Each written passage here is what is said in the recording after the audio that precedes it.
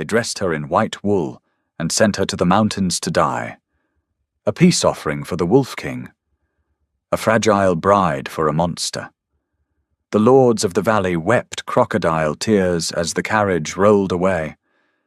They didn't know the thick wool hid a harness of silver-tipped throwing knives. They didn't know the girl staring blankly out the frosted window wasn't a virgin sacrifice. She was the one who skinned their nightmares in the dark. The carriage wheels ground against the frozen mud, a rhythmic, miserable crunching that had been Gwen's only companion for 3 days. The air inside the cabin was thin and biting. Every breath plumed white. Across from her, 2 guards from her father's garrison shivered under heavy bear pelts, their hands resting uneasily on the pommels of their swords. They looked at her with a mix of pity and profound relief. She was taking their place in the jaws of the beast. Should reach the gates before nightfall. My lady. The older guard muttered, not meeting her eyes. His breath smelled of stale wine and fear. Gwen gave a single short nod. She didn't speak. She hadn't spoken since her father, Duke Aldous, had summoned her to his study, handed her a chalice of watered-down wine, and told her he had sold her to the northern mountains. For 3 generations the valley had lived in terror of the mountain pack. The raids were brutal, swift, and stripped the border villages of cattle and grain. Now a new alpha had taken the crags, a man who called himself a king. He had demanded a tithe of grain iron, and a bride of noble blood to bind the treaty. Aldous had 3 legitimate daughters, all safely married to neighboring lords. And then he had Gwen. The bastard. The shadow. The girl he kept locked in the hunting lodge because she had a disturbing talent for tracking the things that crept out of the dark woods. She wasn't a princess. She was an exterminator. Gwen let her hand drift to her waist, feeling the reassuring pressure of cold metal through her linen shift. 4 throwing knives forged with a silver core perfectly balanced. 2 skinning daggers strapped to her thighs. A wire garrote sewn into the hem of her cloak. She hadn't come to be a bride. Her father had given her one final secret command. Get close. Wait for him to shift. Cut his throat. The carriage jolted to a violent halt. The guards flinched. Outside, the wind howled through the narrow mountain pass, carrying with it the unmistakable scent of wet fir pine needles and wood smoke. Out! A voice barked from the other side of the door. The accent was thick, guttural. The younger guard fumbled with the latch, his hands shaking so violently he dropped his gloves into the mud. The door swung open. The courtyard of the Iron Crag was not a palace. It was a fortress built for survival. High walls of black stone watchtowers battered by centuries of ice, and a ground made of packed dirt and horse dung. A dozen men and women stood in the courtyard. They didn't wear the polished armor of the valley. They wore boiled leather heavy furs and iron rings. Their eyes were too bright, too watchful. Amber pale green, stark yellow. They parted like the Red Sea as a man walked down the stone steps of the main keep. Bram. Gwen studied him with the clinical detachment of a butcher analyzing a carcass. He was tall, but he didn't loom. He carried his weight with a strange, heavy weariness. His hair was dark, shot through with premature streaks of iron grey, falling around a face that looked like it had been carved from granite and left out in the rain. He wore no crown, just a heavy wolf pelt draped over a worn wool tunic. There was a nasty, jagged scar climbing the left side of his neck, disappearing behind his ear. A silver burn. Gwen noted it. He's been reckless before. The grain is in the wagons behind us. The older guard shouted over the wind, stepping in front of Gwen. And the Duke sends his blood as agreed. Bram stopped 10 paces away. His eyes, a startling, piercing grey, shifted from the terrified guard to Gwen. He didn't look at her like a predator looking at a meal. He looked at her like a man staring at another problem he had to solve before he could sleep. Leave the wagons. Leave the girl. Go back down the mountain before the storm breaks. Bram said. His voice was a low rumble, devoid of malice, but heavy with authority. The guards didn't need to be told twice. They practically shoved Gwen forward, scrambling back into the carriage. They didn't even wait for the footman to close the door properly before the driver whipped the horses, spinning the wheels in the slush as they fled back toward the safety of the valley. Gwen stood alone in the mud, wearing a white wool dress that was entirely inappropriate for the weather. The wind whipped her dark hair across her face. She didn't shiver. She met Bram's gaze, keeping her breathing even, calculating the distance between her hand and her waist. 1 second to draw, half a second to throw. Bram exhaled a long puff of white steam. He ran a rough, calloused hand over his jaw. "You're freezing," he said flatly. "Get inside before you lose your toes." He turned his back on her. A fatal mistake if she wanted to take it. The nape of his neck was entirely exposed. But there were 20 wolves in the courtyard. If she killed the alpha now, she'd be torn to shreds before his knees hit the dirt. Timing was everything. Gwen adjusted her cloak and followed the monster into his den. The great hall of the Iron Crag smelled intensely of roasting mutton and damp earth. It was vast and draughty, heated only by a massive stone hearth in the center where a fire roared. There were no tapestries, no musicians, just long, scarred wooden tables filled with people eating with desperate, quiet efficiency. Gwen sat at the high table next to Bram. The wedding feast consisted of a wooden trencher of meat placed between them and a single iron cup of bitter, dark ale. No vows were exchanged. A village elder with blind, milky eyes had simply walked up to them, marked their foreheads with a thumb dipped in ash, and muttered a blessing in the old tongue. That was it.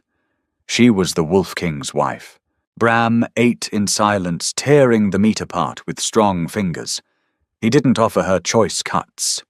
He didn't try to make conversation. Every time someone approached him with a dispute, a quarrel over winter rations, a collapsed roof in the lower village, he listened intently, issued a brief, practical order, and sent them away. He didn't act like a bloodthirsty warlord. He acted like an exhausted mayor. Gwen barely touched her food. She watched the room. She catalogued the exits, the guards, the blind spots. Most importantly, she watched Bram. He was favoring his left shoulder slightly. An old injury. His reflexes were sharp. He caught a falling tankard before it hit the table without even looking, but there was a stiffness to his movements. Eventually the hall began to clear. The pack retreated to their quarters. Bram wiped his mouth with the back of his hand, stood, and gestured to a set of narrow stone stairs. "Come." Gwen stood. Her heart maintained a slow, steady rhythm. She was a professional. She had tracked rogue bears through blizzards and hunted feral vampires in the ruins of the old empire. A solitary wolf in a bedroom was just a matter of geometry and speed. He led her up the winding stairs to a heavy oak door. He pushed it open. The Alpha's chambers were as utilitarian as the rest of the keep. A massive 4-poster bed piled high with furs dominated the room. A fire crackled weakly in a small grate. A single wash basin sat in the corner. No luxury. No pretense. Bram walked over to the fire and grabbed a heavy iron poker, stirring the dying embers. He didn't look at her. Gwen stood by the door. She unclasped her heavy cloak, letting it fall to the floor. Underneath, she wore the white wool shift. It was simple buttoned at the collar. She reached up slowly, undoing the top 2 buttons. Her right hand hovered inches from the hilt of the silver dagger strapped under her skirt. Let him turn around, she thought. Let him see a frightened bride. Let him take a step forward. Then the throat. Bram set the iron poker down. He turned around. He looked at her standing there, fingers on her collar, rigid as a board. He sighed. It was a deeply human, profoundly tired sound. He walked over to a heavy cedar chest at the foot of the bed, opened it, and pulled out a thick woolen blanket and a spare pillow. He tossed them onto the rug in front of the fireplace. Then he sat on the edge of the bed and began unlacing his boots. Gwen froze. Her hand stopped on her collar. "I don't snore." Bram said, not looking up as he tugged off a muddy leather boot and dropped it with a thud. "But I sleep light. Don't wander the halls tonight. My people are on edge with a stranger in the keep, and some of them have worse tempers than I do." Gwen stared at him. The script in her head, the one where the beast advanced on the helpless maiden, suddenly evaporated. "You!" She started, her voice raspy from disuse. She cleared her throat. "You aren't demanding your rights." Bram dropped the second boot. He looked at her. Really looked at her for the first time since the courtyard. The firelight caught the weariness in his grey eyes. "I demanded grain so my people wouldn't starve this winter," he said quietly. "Your father threw you in as a sweetener because he's a coward who thinks a piece of paper and a blood tie will keep me from biting back if he betrays me. I don't want a wife. I want 3 solid meals for the children in the lower bailey." He stood up, shucking off his heavy wool tunic, revealing a torso mapped with pale scars. None of them looked like they came from silver. They looked like claw marks. Beast fighting beast. He didn't approach her. He walked to the makeshift bed on the floor, laid down with his back to her, and pulled the blanket over his head. "The bed is yours." He mumbled into the pillow. "Lock the door if it makes you feel better. Good night, girl." Gwen stood in the center of the room for a long, long time. Her fingers were still hovering over the hilt of her blade. The target was asleep. Or pretending to be. His back was exposed. The femoral artery was completely unguarded. She could cross the room in 2 strides, drive the silver home, and be out the window before he bled out. She took a step forward. The floorboards creaked. Bram's breathing didn't change. Slow, rhythmic even. Gwen looked at the massive bed.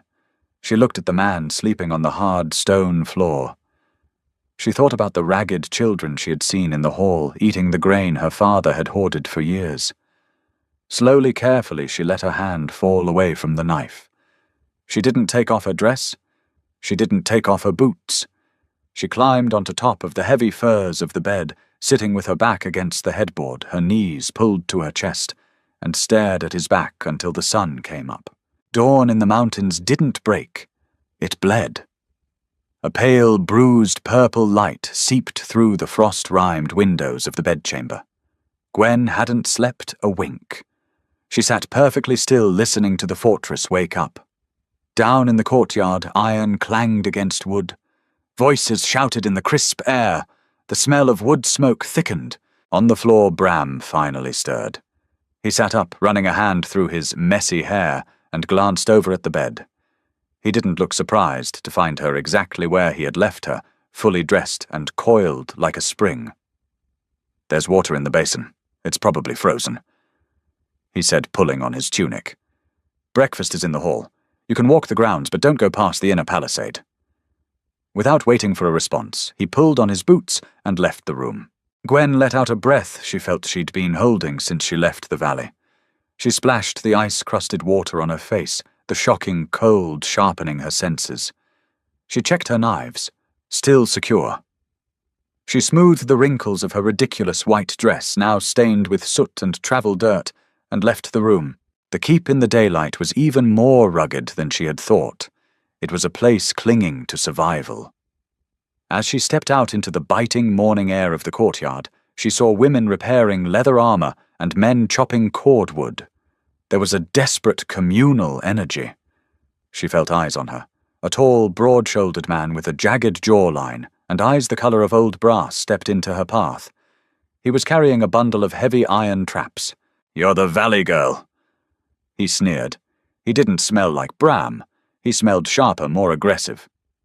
"I'm Declan, second to the king." Gwen looked at the traps. Bear traps modified with thicker teeth. "Those won't hold the things in the deep woods," she said flatly. Declan laughed, a harsh, barking sound. "What would a silk-wrapped lord's daughter know about the deep woods? I know that if you anchor that chain to a dead tree, a mountain terror will snap it and drag the steel right back to your camp." Declan's smirk faltered. He took a step closer, towering over her. "Listen here, little bird. Bram might have taken pity on you, but to the rest of us you're just leverage. Keep your mouth shut, sit by the fire, and—" A scream shattered the morning air. It came from the outer gate. It wasn't a cry of surprise. It was a shriek of absolute, primal terror. Instantly the courtyard erupted. Declan dropped the traps, his hands flying to the axes at his belt, sprinting toward the sound. From the main keep, Bram threw open the heavy wooden doors, taking the stone steps 3 at a time. Gwen didn't think. Her training drilled into her through years of blood, and broken bones in her father's secret fighting pits took over. She broke into a run, her boots pounding against the frozen mud, keeping pace right behind Declan. They reached the inner palisade gate just as a boy no older than 10 scrambled backward through the mud. Looming over him in the archway was a nightmare. It was a wolf, but not one of Bram's people. This was a straggler, a rogue. It was monstrously huge, its fur matted with dried blood and filth. One of its eyes was milky blind, the other rolling in mad frenzy. White foam dripped from jaws that looked strong enough to snap a horse's femur. The rabies or whatever foul blight lived in the deep woods had driven it entirely insane. "Hold the line!" Bram roared from behind them, drawing a massive broadsword from his back. But the rogue wasn't waiting. It lunged not at the armed men, but at the screaming boy in the mud. Declan swung his axe, but he was too far left. Bram was sprinting, but he was 3 seconds too late. Gwen was already moving. She didn't scream. She didn't hesitate. As she closed the distance, her hands moved in a blur. Her fingers hooked the hem of her skirt, ripping the hidden leather sheath. In a single fluid motion born of muscle memory and thousands of hours of practice, she drew the silver cord throwing knife. She planted her lead foot, torqued her hips, and threw. The blade cut through the freezing air with a sharp hiss. It struck true. The silver knife buried itself to the hilt directly into the rogue wolf's good eye. The beast let out an unearthly shriek, its forward momentum carrying it over the boy.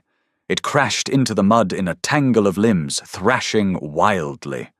Before it could recover, Gwen was there. She slid to her knees in the muck, drawing the 2 skinning daggers from her thighs. The beast snapped its jaws blindly, trying to find her. She ducked under a wild swipe of a massive paw, grabbed the thick fur at the back of its neck, and drove both silver blades upward directly under the jaw, severing the brain stem. The monster went instantly utterly rigid. Then it collapsed in a heap of dead weight. Silence slammed into the courtyard, thick and suffocating. The only sound was the harsh rasp of Gwen's breathing. Slowly she stood up. Her pristine white wool dress was soaked in black, foul-smelling blood. Her hands dripped with it. She wiped her daggers clean on the dead wolf's pelt, her face devoid of emotion, before sliding them smoothly back into their hidden sheaths.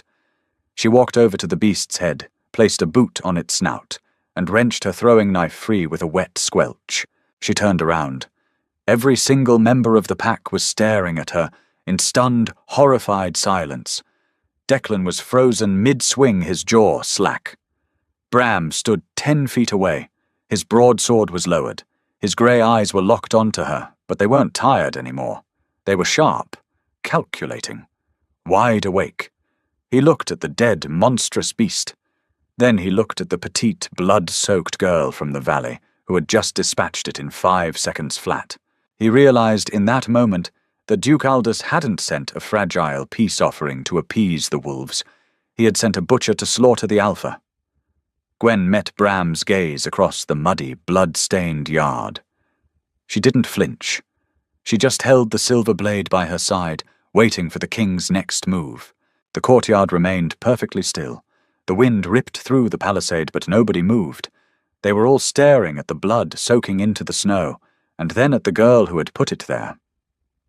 Bram broke the silence. He didn't shout. He didn't draw his sword.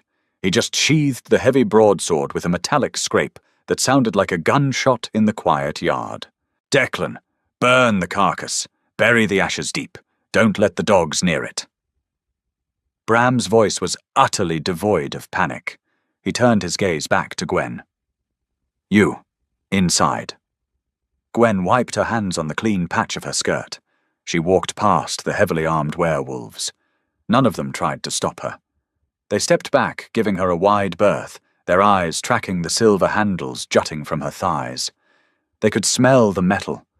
To them it smelled like battery acid and old graves. She followed Bram into the great hall past the empty tables and up a narrow stone staircase she hadn't seen before. He led her into a small, cramped room that served as a study. It was filled with ledgers, maps pinned to the walls with iron nails, and the heavy scent of beeswax and dried ink. Bram closed the heavy oak door behind them. He leaned against it, crossing his arms over his chest. 4 throwing knives, 2 skinners, a garrote. Bram rattled off the inventory without missing a beat. All silver forged. Your father didn't send a bride. He sent an executioner. Yes, Gwen said. There was no point in lying. He had seen her move. He knew what she was. Why am I still breathing? It was a fair question. Gwen looked at him. He didn't look angry. He looked intensely curious, like a man who had found a live explosive on his desk and was trying to understand the wiring before it went off. My father told me you were a monster, Gwen said, keeping her voice level. He told me you demanded a noble virgin to tear apart for sport, and that killing you was the only way to save the valley. And monsters don't sleep on cold stone floors to give their prisoners a soft bed, Gwen replied flatly. Monsters don't look at their ledgers and ration their own grain to feed peasant children in the lower Bailey. My father is a liar. He didn't send me here to save the valley. He sent me here to sever the treaty so he wouldn't have to pay the iron tithe next spring. Bram rubbed his jaw. He let out a harsh, bitter exhale that might have been a laugh if there was any humour in it. Aldous is a cheap bastard. I'll give him that. He walked over to a heavy wooden desk and poured 2 cups of water from a clay pitcher. He handed one to her. Gwen took it, sniffing it briefly out of habit before taking a sip. If you killed me, my pack would have torn you into bloody ribbons before you reached the outer gate, Bram said, leaning against the desk. Did he tell you that? No. He told me there would be a horse waiting at the tree line. There is no horse. I know. Gwen gripped the cup. I realized that the moment the carriage drove away, I was a disposable asset, a fire-and-forget weapon. Silence stretched between them. It wasn't the tense, coiled silence of the courtyard. It was heavy, acknowledged. They were 2 people who understood exactly how little the world valued their lives. What now? Gwen asked. She met his grey eyes. I am holding enough silver to kill you and half your guard. You are holding a fortress full of wolves. We can do this the hard way, or we can figure something out. Bram looked at her, truly evaluating her. He saw the way she stood her weight perfectly balanced on the balls of her feet. He saw the cold, dead calm in her eyes, the look of someone who had long ago made peace with violence. That rogue in the yard, Bram said slowly. It was infected. The rot blood. We haven't seen that sickness this far south in decades. It means the herds in the deep woods are infected, or something is driving the diseased stragglers down from the peaks. I know, Gwen said. I smelled the rot before it hit the gate. It's why I moved. Bram nodded, coming to a decision. My people hunt by scent and instinct, but the rot masks the scent. It confuses the pack. We need a tracker, someone who hunts with their eyes and their head, not just their nose. You want me to work for you? I want you to keep my people alive. Bram corrected. You're not a bride, Gwen. I don't give a damn about the marriage rights, but you are a hunter, and right now the Iron Crag needs a hunter more than it needs a queen. Gwen set the wooden cup on the desk. She thought of the dark, damp hunting lodge back in the valley. The chains, the isolation. Her father only visiting when he had a target that needed quietly disappearing. Here the stone was cold, and the people were beasts. But they were honest beasts. I need proper leathers, Gwen said. This dress is ruined, and I need access to the smithy. I want to modify my bolts. Bram's mouth twitched, a ghost of a smile. Done? He said. Welcome to the Pack Valley, girl. The transition from prisoner to employee was jarring, mostly because the Pack had absolutely no idea what to do with her. 2 days after the incident in the courtyard, Gwen stood at the edge of the armory, wearing thick oiled leather pants and a heavy wool tunic that actually fit. She was running a whetstone down the edge of her skinner. Across the yard, Declan and 3 other wolves were watching her. They weren't hiding it. They glared with open, naked hostility. To them, she was a walking contradiction.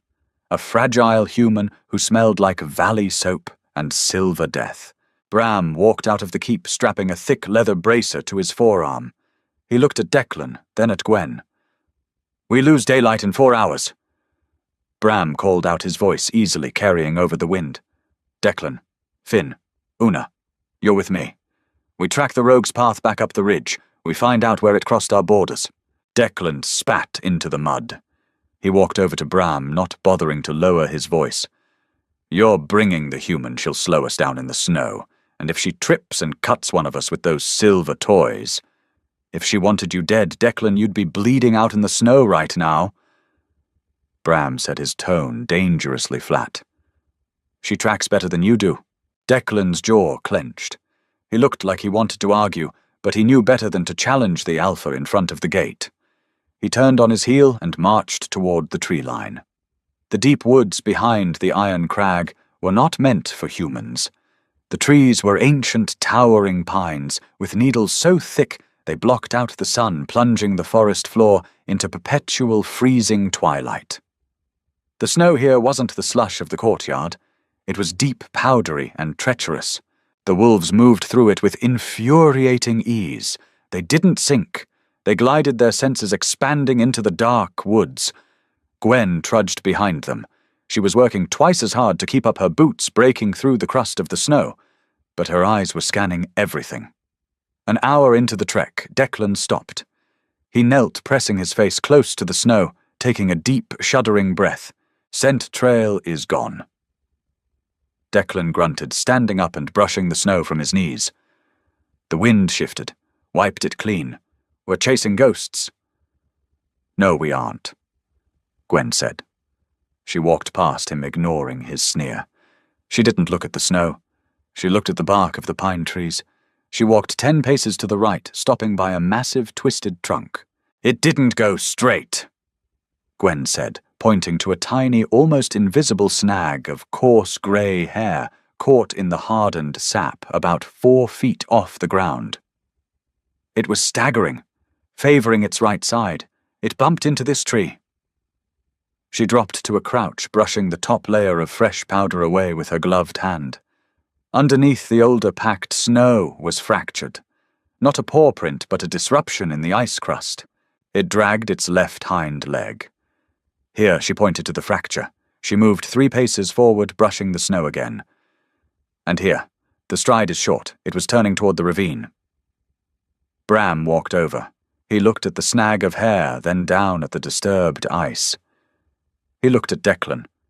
Declan stared at the evidence, his mouth a hard, tight line. He couldn't smell it, but he couldn't deny the physical proof. Lead the way, Hunter, Bram said softly. They pushed deeper. For 3 hours, Gwen dictated the pace. She read the woods like a scholar reads a rare manuscript. She found broken twigs, crushed lichen on rocks, and drops of frozen black blood that had been buried under fresh snowfall. She didn't rely on magic or enhanced senses.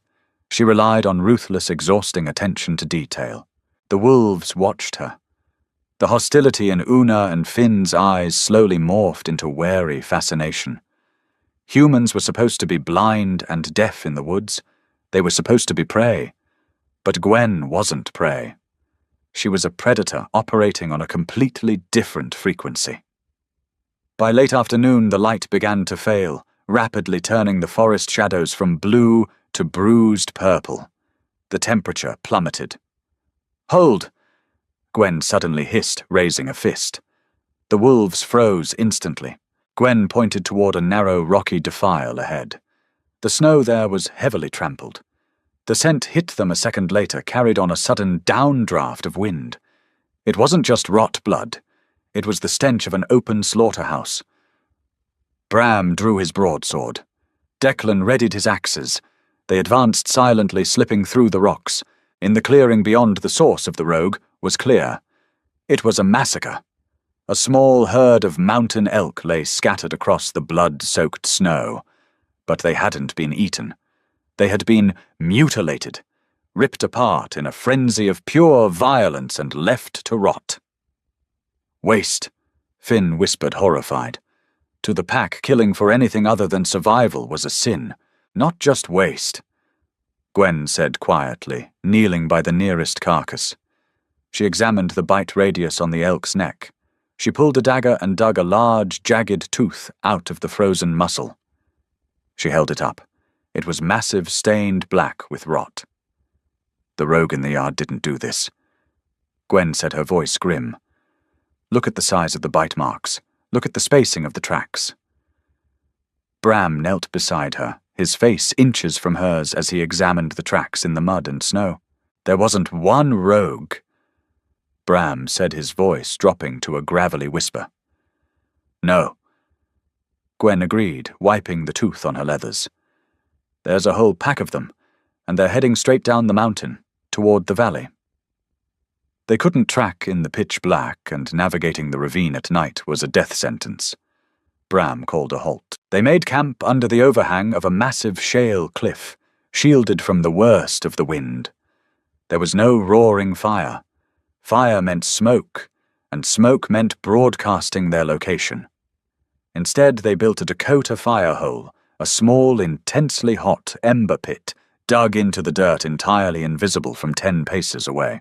The wolves sat in a tight circle, absorbing the heat-eating strips of dried venison in tense silence. The revelation of an infected pack roaming their borders had shattered any lingering hostility toward Gwen. Now it was just cold, hard survival. Declan took the first watch, disappearing into the shadows of the rocks. Finn and Una curled together under heavy pelts, their breathing slowing as they dropped into a light, instinctual sleep. Gwen sat cross-legged near the edge of the pit. She had stripped off her gloves. In her hands she held a small square of oiled cloth, methodically wiping down her silver knives. Draw, wipe, inspect sheath. A ritual. Bram sat across from her. He was watching her hands. You don't sleep? He observed quietly, his voice a low rumble beneath the whistling wind. I sleep when I'm safe. Gwen replied, without looking up. She turned the blade, catching the faint orange glow of the embers on the polished silver. You're surrounded by the deadliest predators in the mountains, Bram said. You're as safe here as you are anywhere. Gwen paused. She looked up. The firelight threw harsh shadows across Bram's face, deepening the exhaustion etched around his eyes and highlighting the jagged silver scar on his neck. The deadliest predators in the mountains are currently being hunted by something worse. She pointed out. She slid the knife into the sheath on her thigh. Besides, I'm not used to company. Bram shifted, leaning his weight back against the cold stone of the cliff. Aldous kept you hidden. Why? Gwen didn't answer immediately. She wasn't used to being asked about herself. She was used to taking orders, receiving coordinates, and returning with proof of a kill. Talking felt like exposing her throat. But there was something entirely disarming about Bram. He wasn't asking to find a weakness. He was asking because he genuinely wanted to know the shape of the tool he was working with. I'm a bastard. Gwen said, her voice devoid of self-pity. Just stating facts. My mother was a scullery maid. She died of winter fever when I was 6. Aldous didn't want me in the castle. Bad for his image. So he sent me to the old hunting lodge on the edge of the Blackwood. She picked up her second dagger, beginning the cleaning process again. The lodgekeeper was an old man named Corin. He used to hunt for the crown before he lost an eye. He didn't know how to raise a little girl, so he raised a hound instead. He taught me how to read the mud, how to walk without snapping twigs, how to throw steel. And when you got good? Bram prompted. When I got good, Aldous realized I was useful. The valley has Pest problems. Vampires in the crypts, ghouls in the graveyards, feral shifters in the woods. You can't send an army to kill things that hide in the dark. Armies are loud and expensive. You send one person who doesn't exist? Gwen shrugged a tight, mechanical movement. I was his dirty secret, the ghost that kept his trade routes clean. Bram listened in silence. He looked at the silver arrayed around her, the lethal practiced grace of her movements. He saw a mirror of his own life, distorted but recognizable. He turned you into a weapon. Bram said softly. Weapons don't cry when they're left in the cold. Gwen replied smoothly. She nodded toward his neck. What about you kings usually sit on thrones not in the mud tracking rot-hounds? Where did the silver scar come from? Bram touched the jagged tissue on his neck. His fingers traced the burn instinctively. I wasn't born a king. Bram said. My pack was small, scavengers mostly. We lived off the scraps the larger packs left behind. When I was 19, we starved. The winter was brutal. I broke the old treaty and went down into the valley to steal sheep from a baron's estate. He stared into the glowing red embers of the fire pit. The baron was waiting. He had hired a mercenary, someone who knew how to use silver. I got greedy. I lunged for a lamb, and the mercenary caught me with a silver chain whip, wrapped right around my throat. Gwen stopped wiping her blade. She knew exactly what a silver chain whip did to werewolf flesh. The sheer agony of it was enough to drive most shifters permanently insane. How did you get away? She asked. I didn't. Bram said, his voice flat. I tore my own throat open pulling away from the chain. I bled out in the snow. The mercenary thought I was dead, left me to rot. My brother found me, dragged me back to the caves, and poured boiling pine sap into the wound to stop the bleeding. Gwen winced internally. Boiling sap on raw, silver-burned tissue. It was a miracle he could speak at all. I survived. Bram continued. But my brother died 2 weeks later from a hunter's arrow. That's when I realized that living like rats meant dying like rats. So I fought the alphas of the local packs. I won. I united them. I forced them to build the Iron Crag. I made them a kingdom so we wouldn't have to steal sheep to survive. He looked at Gwen. The shared understanding between them solidified in the freezing air. You're a weapon your father forged to protect his gold, Bram said. I'm a shield I forged to protect my people. We're both just tools trying not to break. Gwen looked into the Wolf King's eyes. For the first time in her life, she didn't see a target. She didn't see an employer. She saw an equal. Someone who carried the same bone-deep exhaustion of violence that she did. She reached out, handing him a strip of dried venison. Bram took it. Their fingers brushed. His skin was burning hot, radiating the intense fever heat of a werewolf. Hers were cold, calloused from leather and steel. The moment hung there, quiet and fragile, suspended in the dark. Then the wind shifted again. It wasn't a howl. It was a low, vibrating chitter. A sound like grinding bones and wet tearing echoing down the rocky defile. Instantly, the fragile piece of the campfire shattered. Finn and Una snapped awake, their eyes flashing yellow in the dark. Declan dropped down from his watchpost landing without a sound next to Bram. They caught our scent. Declan hissed, his hands tightening on his axes. They're coming up the ridge. Bram stood, the weariness vanishing from his face, replaced by the cold, terrifying presence of the Alpha. He drew his broadsword. The steel sang in the cold air. Kick dirt over the coals. Bram ordered. Gwen was already moving. She kicked a spray of frozen dirt over the ember pit, plunging them into total blinding darkness. She didn't need to see. She drew her silver blades, stepping up beside Bram, her shoulder lightly brushing his. How many? Gwen asked, her voice a calm, deadly whisper. Too many. Bram replied, his eyes piercing the gloom. Down in the dark, the chittering grew louder, accompanied by the heavy, frantic crunching of claws on ice. The rot pack had found them. The dark in the ravine wasn't just an absence of light, it was a physical weight. The chittering bounced off the shale walls, multiplying the sound until it felt like they were completely surrounded by 1,000 starving things. Gwen's breathing slowed. Her heart rate leveled out. This was the only place the world made sense to her. Not in castles, not in carriages, here in the absolute zero of impending violence. Form up, backs to the cliff. Bram ordered, his voice cutting through the panic. Finn and Una flanked him, their bodies dropping, low bones cracking and shifting in the dark. It was a brutal, wet sound. Gwen didn't look. She kept her eyes forward. "How do you want to play this valley girl?" Declan growled from her right. He held an axe in each hand, his knuckles white. The mockery was completely gone from his tone. "They're rabid, so they won't use tactics," Gwen said rapidly, her eyes adjusting to the faint moonlight bleeding through the cloud cover. "They'll funnel through the narrowest part of the defile.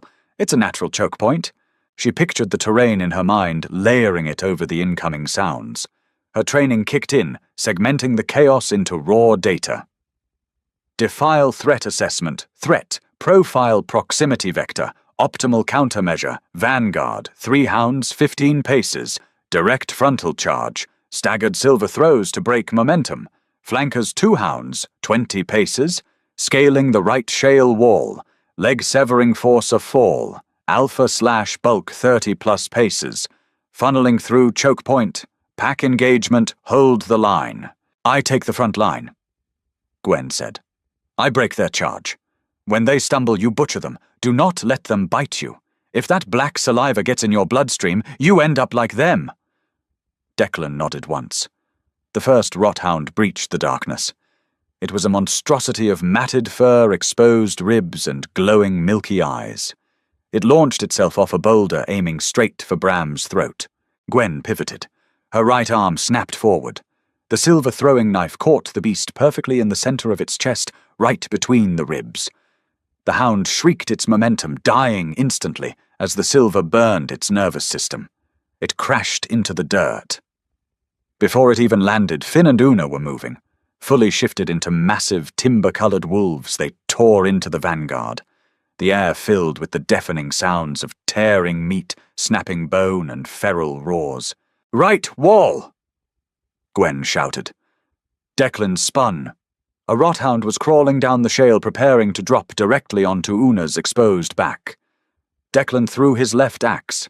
It buried itself in the hound's shoulder, pinning it momentarily to the rock face, but the beast just tore its own flesh free, leaving a chunk of its shoulder behind, and leaped. Gwen was already there. She slid beneath the falling beast, drawing her wire garrote taut between her leather-gloved hands. She caught the hound mid-air, the silver-laced wire biting deep into its throat. She used its own downward momentum to cleanly decapitate it. The body hit the dirt with a heavy thud. The head rolled to Declan's boots. He stared at it, then at her. "Nice trick. Focus." She snapped, stepping back into the line. The main pack hit them like a freight train. There were at least a dozen of them. The sheer mass of diseased muscle and bone pushed the defenders back toward the cliff face. It was no longer a tactical engagement. It was a meat grinder. Gwen fought with absolute economy of motion. Slash the tendons, pivot. Drive the silver skinner into the base of the skull. Withdraw. Duck the snapping jaws. Repeat. She was covered in foul black blood. Beside her, Bram was a force of nature. He hadn't shifted. He fought with the massive broadsword cleaving rothounds in two with terrifying sweeping arcs. But there were simply too many. A massive hound, easily 300 pounds of diseased muscle, slammed into Declan, knocking the axes from his hands. Declan hit the rock wall hard, the breath leaving his lungs in a rush. The hound pinned him, its jaws snapping inches from his face, dripping thick black saliva. Gwen spun to help, but two smaller hounds boxed her in, forcing her back. Bram saw it. He roared a sound that started human and ended as a deafening, chest-rattling snarl. He didn't swing his sword. He dropped it. In a fraction of a second, the king shifted. There was no drawn-out agony. It was an explosion of mass and grey fur. Bram as a wolf was a nightmare of sheer size, dwarfing even the infected alpha.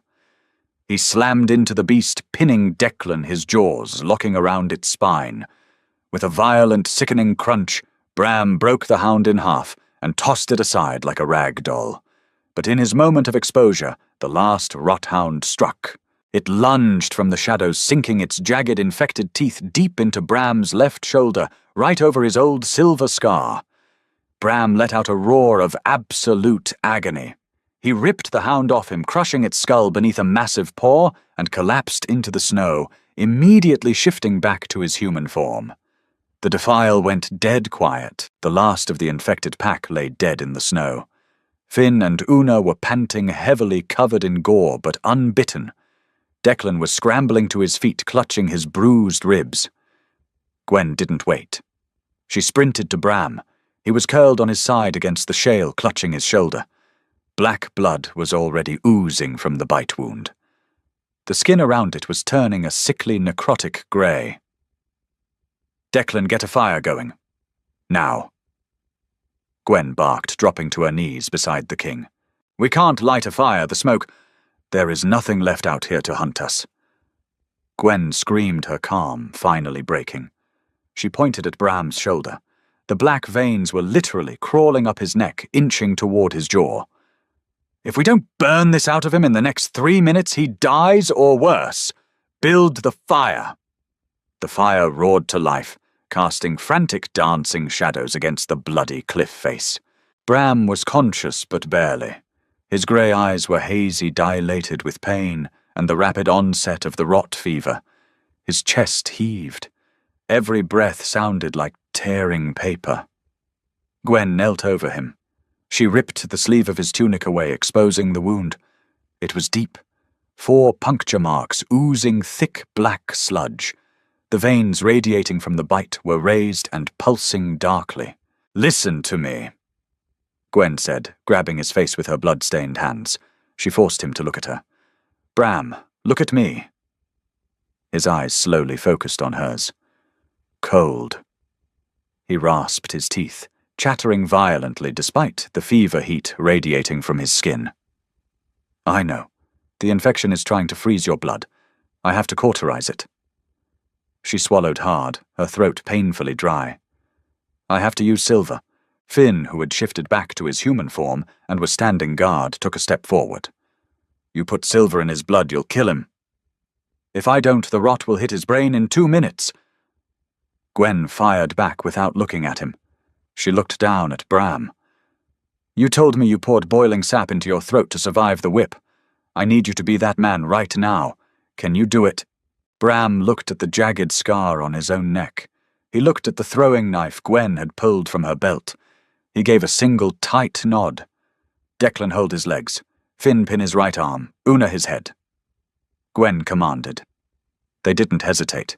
The wolves moved in, pinning their alpha to the frozen dirt. Gwen took her silver skinner and thrust the blade directly into the hottest part of the Dakota fire pit. She waited 10 agonizing seconds until the metal began to glow, a dull, angry orange. She pulled it out. The heat radiating off the blade made the cold air shimmer. "Bite down on this," she said, shoving a thick leather strap from her gauntlet between his teeth. Gwen didn't close her eyes. She couldn't afford to flinch. She pressed the glowing silver blade flat against the bleeding bite marks. The sound of sizzling meat filled the narrow canyon. Bram's back arched off the ground with terrifying force. He screamed a muffled guttural roar of pure torment that vibrated through the rock. Declan struggled to hold his legs down. Finn grunted, putting his entire body weight onto Bram's right arm. The silver burned through the black rot. Gwen held it there for 3 seconds, watching the black sludge boil and turn to ash, the corrupted veins instantly receding as the pure heat and silver destroyed the infection. "Done. Done." She pulled the blade away, tossing it into the snow, where it hissed violently. Bram collapsed back against the dirt, his body going completely limp. He spat the leather strap out, gasping for air. The wound was an ugly, charred crater, but the black veins were gone. The blood seeping from the edges was normal bright red. Gwen slumped back on her heels. Her hands were shaking. It was the first time in 10 years she couldn't keep them steady. She reached for her canteen, uncorked it, and poured the cold water over a clean piece of linen. She gently pressed it to his forehead, wiping the sweat and dirt away. Bram opened his eyes. He looked exhausted, broken, and entirely lucid.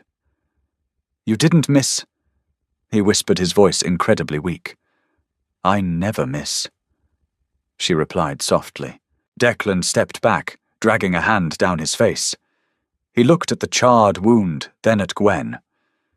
The hostility was completely gone, replaced by a profound, heavy respect. "That rot," Declan said, staring out at the pile of dead hounds. "It moved too fast. I've never seen hounds swarm like that. They were starving, but they bypassed 3 villages in the foothills to come straight up the ridge to our territory." Gwen stopped wiping Bram's forehead. A cold, sinking realization settled in her gut. It was heavier than the dark, colder than the snow. She stood up, walking over to the largest dead rot hound. She knelt in the mud and pulled its jaws open. She examined the back of its throat. She ran her fingers along the scruff of its neck, finding a thick, unnatural knot of scar tissue. "They didn't bypass the villages," Gwen said. Her voice was dead flat. She pulled a small hunting knife and cut into the thick scar tissue on the hound's neck. She dug her fingers in and pulled out a small, heavy object. She wiped the blood off on her pants and held it up to the firelight. It was an iron tracking tag. Stamped into the metal was a crest, a silver hawk perched on a broken sword. Duke Aldous' crest. Bram struggled to sit up, leaning heavily against the rock face. He looked at the tag in her hand. "Your father's hounds. He breeds them for the fighting pits," Gwen said, staring at the piece of iron. "He infects them with rot blood, starves them, and drops them in a cage. But these were let loose, driven up the mountain pass right behind my carriage." The pieces clicked together perfectly. A flawless, cowardly trap. Aldous hadn't just sent Gwen to assassinate Bram. He knew Gwen might fail, or he knew Bram might kill her instantly. So he used the carriage trail, scented with valley blood and fresh grain, to lead a starving, rabid pack of fighting hounds straight to the Iron Crag. If Gwen didn't kill the king, the rot would infect his pack, decimating the wolves from the inside out. Either way, Aldous wiped out the threat to his trade routes, nullified the treaty, and didn't lose a single soldier doing it. "He didn't just sell me," Gwen whispered, her voice cracking for the first time. "He used me as bait."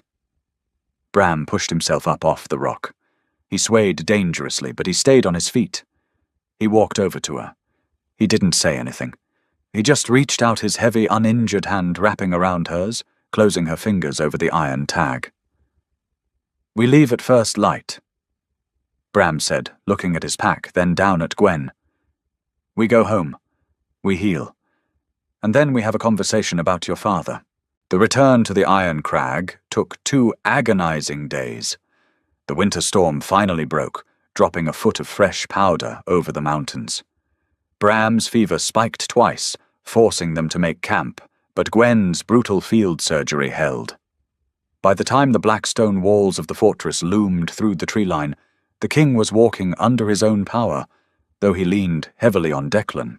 The courtyard was dead silent as the hunting party walked through the gates. The pack members stopped chopping wood and mending armor. They saw the blood. They saw their alpha injured.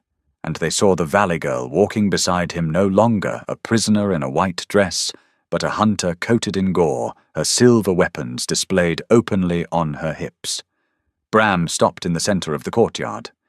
He looked at his people. "The deep woods are clear," Bram announced, his voice carrying a rough, undisputed authority. "The rot was driven up from the valley, a deliberate attack by Duke Aldous, but the threat is neutralized." He placed a hand on Gwen's shoulder. It wasn't a possessive gesture, it was an acknowledgement. "Gwen of the Valley killed the vanguard. She tracked the pack. She pulled the rot from my veins." Bram looked at the crowd. She is not leverage. She is not a peace offering. She is pack. A murmur rippled through the courtyard. Several of the older wolves bowed their heads, baring their throats slightly, the ultimate sign of respect. Gwen felt a strange, tight sensation in her chest. She had spent her entire life in the shadows, a hidden weapon, used and discarded by the only family she had. Here among monsters she was seen, acknowledged, valued. Bram turned to her. "My study. We need to plan." An hour later, they stood over the scarred wooden table in his map room. The fire was roaring in the hearth, fighting back the chill of the stone. Bram had a fresh bandage wrapped tightly around his shoulder. He looked at the map of the valley, tracing the trade routes with a calloused finger. "Aldous will be waiting for news," Gwen said, leaning over the table. "He'll expect silence. He'll assume the hounds wiped out the keep or that I killed you and fled. By spring, he'll send his garrison up the pass to claim the iron mines." "We don't wait for spring," Bram said. He looked up at her, his grey eyes hard and bright. "We strike in the dead of winter. Wolves don't freeze. Valley soldiers do." "You want to attack the valley?" "I want to attack Aldous," Bram corrected. "I don't want his peasants or his farmers. I want the man who sent infected hounds to slaughter my children." He paused, studying her face. "But he is your father. I will not force you to march against your own blood." Gwen looked at the map. She thought of the cold, damp lodge. She thought of the carriage ride. She thought of the iron tag buried in the flesh of a diseased animal. She reached into her pocket, pulled out the iron tag, and dropped it onto the map right over the Duke's castle. "My blood left me in the woods to die," Gwen said softly, looking up to meet his gaze. "You gave me a blanket and a place by the fire." She placed her hands flat on the table, leaning in. Her mind shifted gears, dropping the emotional baggage and locking instantly into tactical mode. The garrison. His primary garrison is stationed at the river fort. In deep winter, the river freezes, but the mud turns to concrete.